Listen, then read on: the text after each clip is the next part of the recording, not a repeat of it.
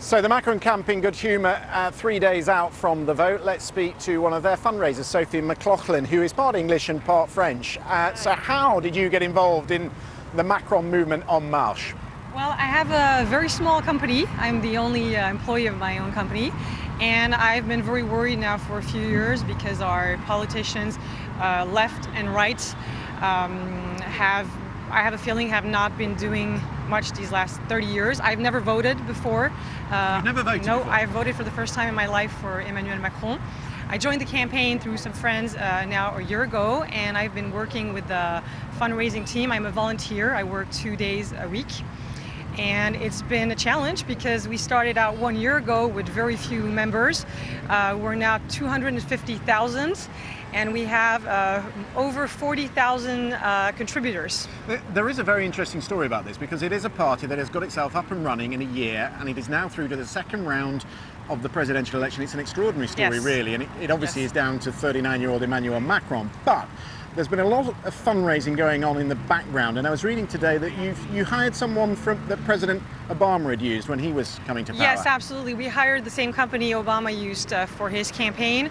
Why were you attracted to them? Was there something that they'd done that was... We liked what they proposed. It was we're into grassroots movements, basically, bottom-up information, and what they proposed is door-to-door, which had never been done in France. Very new here for French people. We went knocking on over 100,000 doors. Really? And we got a lot of very interesting information, which we used afterwards to create the program.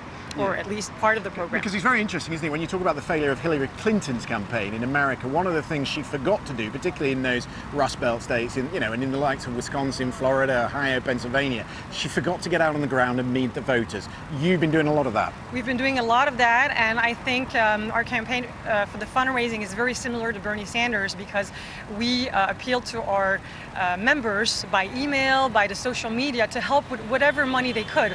So we get donations from €1 to 7,500, which is the maximum authorized in France because our fundraising rules are extremely strict here.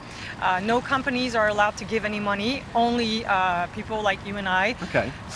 Let's talk about, let's presume that he wins on Sunday because the polls say he will. He's 20 points ahead. So let's presume that he does win.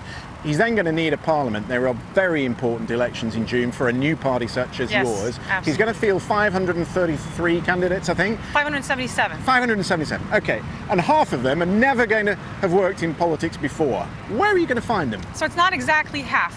It's 1/3 have never worked in politics, but we actually train them. And the rest of it is actually people that have been elected, but not with a political party. We're talking about mayors of small cities that were not right or left, that just got elected. So some of these people will be joining us. And most importantly, or very importantly, half of the candidates are women.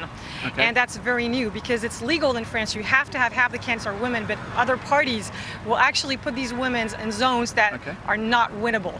In our case, the women will be in zones that we can win. Okay, sounds very interesting. Sophie, thank you.